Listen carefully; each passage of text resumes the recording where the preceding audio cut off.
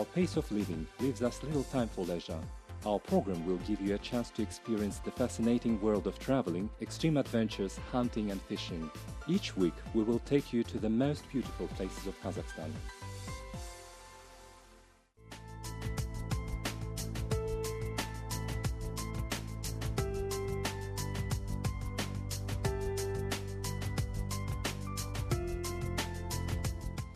I've been trying to find an uninhabited place for many years with pristine nature as it was 100 and even 1000 years ago. I visited a lot of places of our homeland in the search of a mythical terra incognita.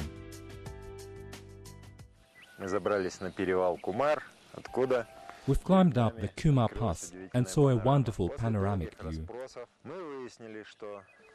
After asking a lot of questions, we found out that the territory that lies behind the Saryzhas river is difficult to access and nobody carries out any anthropogenic activities there.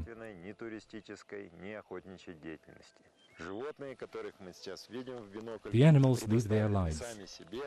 There are no stock farms here.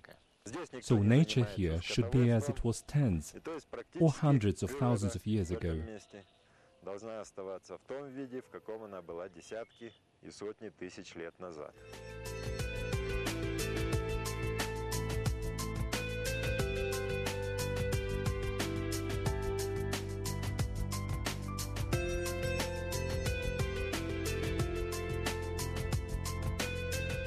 Sometimes you think this is it, the place that hasn't had any human stepping on its ground, without any traces of civilization, and suddenly you find an empty can or signs of a shepherd's encampment.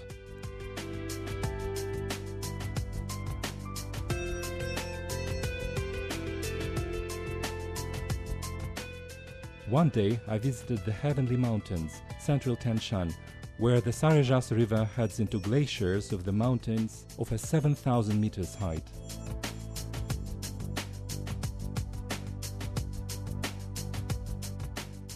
Hundreds of confluent streams are filling it, and after a 150-kilometer loop, the river becomes wild and turbulent, dividing the granite rocks of Terskey Alatau, the highest ridge of central Tian Shan, by half.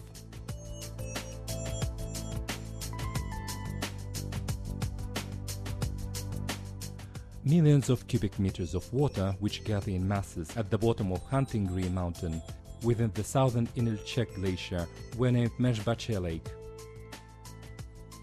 Mysterious unexplored valves are hidden deep in the lake. Each year they melt at the beginning of August and water flows out of the Mezhbache Lake. Once a crass truck was crossing one of the small Saryzhas' confluent streams early in August and was flushed away by the lake, and no traces or remains were found ever since.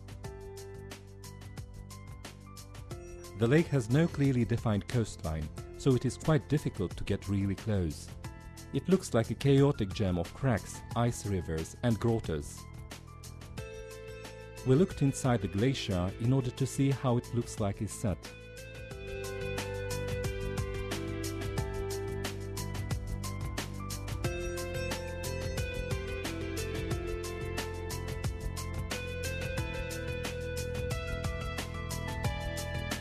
If the Inilchek's headwaters, main Saryzhas' confluent stream, looks like that in September, we can only imagine how it looked like at the beginning of August when Mezhbache visited in.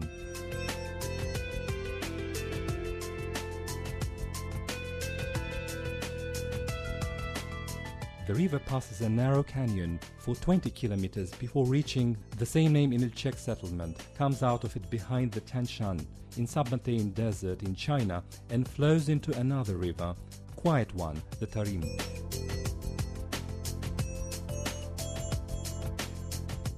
We have divided our expedition into two stages. The first stage was planned in September. In order to save some money, we combined it with Maltaglun's hunting expedition. The aim was to prepare for the winter stage, explore the right bank of the Saryzhas and get a large cotton canvas tent and a chauffeur, as well as a Vauxhall two-seat Baydarka up the mountains. However, after reading some reports and watching documentaries, I understood that Vorksa is not suitable for the Saryzhas. The second stage was planned in late autumn, but running ahead of the story, I should tell that, in fact, we accomplished it in January.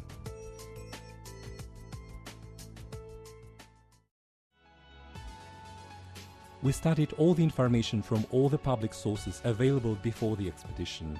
As a result, we understood that sailing on the river is very difficult and often led to losses of lives. In 1995, a group of trailblazers led by Mr. Papush, a very experienced boater, decided to challenge the river. The expedition lost one participant, Alexei Schanov. In 1997, Mr. Nekrylev, captain of the new team, said before their trip, "Sailing down the Saryzhas is like visiting hell." This time Tahir Akhямov died during the expedition. The legend said that Jantal Basmach was among the first to explore this land. The story of his confrontation with Kutan Tugroev, his former subordinate, is well known to each resident of this land. Jantai killed a policeman on the market in the town of Przhevalsk before the Great October Revolution and went hiding in the mountains. For many years he escorted opium caravans to China. Border Patrol tried to storm the Koikap Pass via Kızılkapçagay Gorge 5 times but did not succeed. Kutan Torgoyev was Jantai's soldier Asker, almost slave those days. The captain could kill any of his subordinates. One day the slave stood against Jantai and became the state's agent and People's Volunteers Corps commander afterwards. Kutan accomplished a military unit which consisted of border patrol agents and Chinese soldiers from China and destroyed Jantai's group.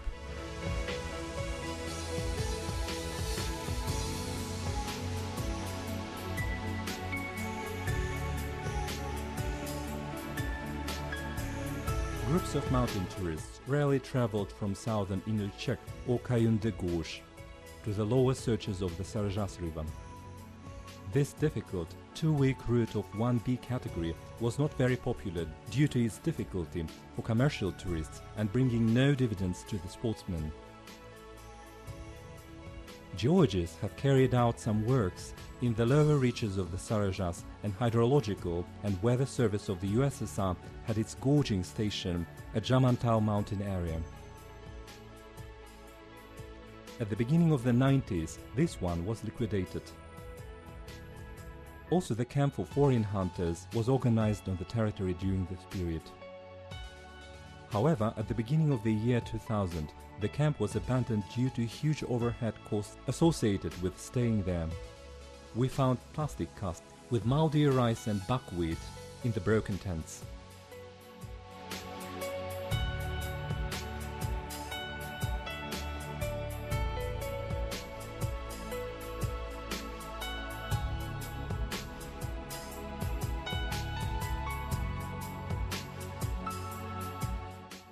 Malte Glöns was collecting the ethnographic material during our trip. Visit to Inilchek has added some materials to his collection, and he also started to realize what the rest of the trip would be like. Malte told us that this scenery could be used as decorations to a movie version of Cormac McCarthy's The Road novel. Local guide showed us his home settlement.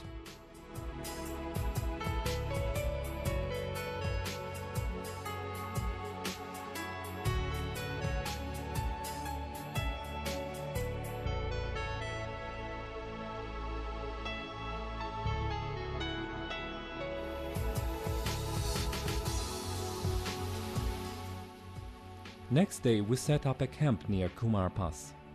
We planned to climb up next morning, but it started snowing in the evening. We spent night in the tents and prepared comfortable place for Malte with camp bed and a heater.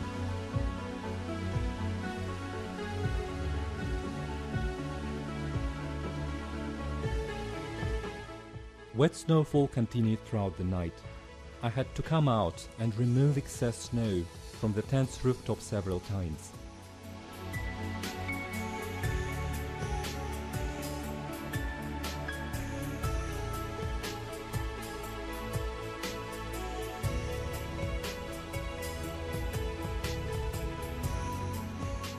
In the morning our guest said this is too much even for such experienced traveler like him.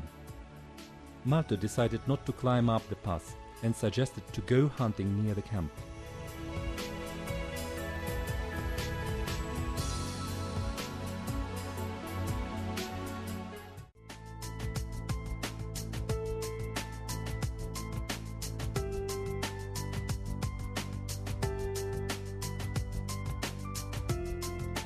"340 meters turned out to be too far for the hunter and he missed his chance.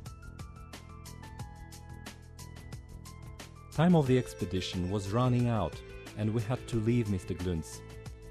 He continued hunting with 2 guides and we went up the pass.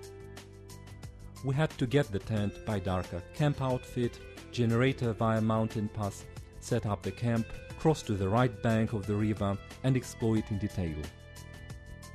The height of the pass is almost 3,700 meters above the sea level.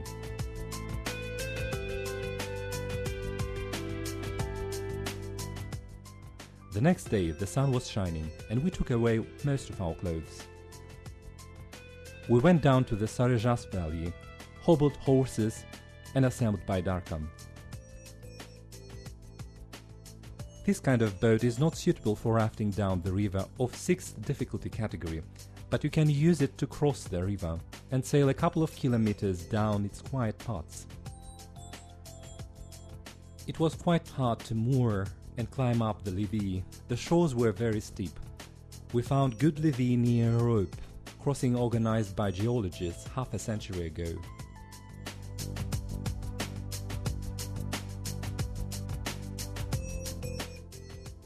We saw a lot of argales on the left shore of the river, the Tianshan argale in particular. Its population amounts to 2,500 animals. Tianshan argales migrate between Kazakhstan and Kyrgyzstan in the region of the hunting repik.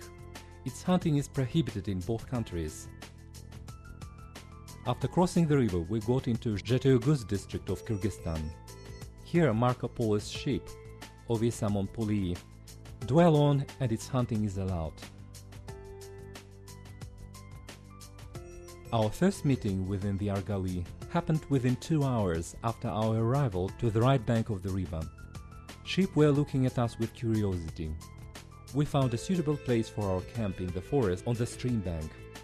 We had enough water and firewood. This camp was supposed to be here till winter. We got short of bread and learned how to make flatbread. Vasily, my companion, collected almost 20 horns of dead ibexes. We guessed that there was epizootic ichorine disease 1 or 2 years ago.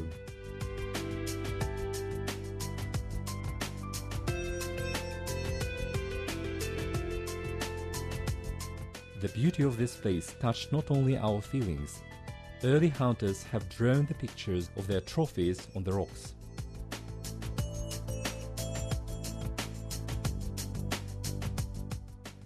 Vokse is a great baidaka. We crossed the Saryzhas river, using it many times, but then decided to shoot the rapids and film this. We forgot about the filming soon, and Vasya rushed to rescue me and the boat. I would not advise to sail the Saryzhas river, like we did, especially without life jacket. I think that we could have lost the boat without Vasya's help. The boat was rescued, but we lost the oar. Later, in the pile of the sunken timber, we found pack of plank, with several rusty nails, and made a kind of oar from it. We paddled to the left bank, and that is how autumn part of our expedition has finished. We were very disappointed and did not want to film anything that day. Next time, we came back to this place in 4 months.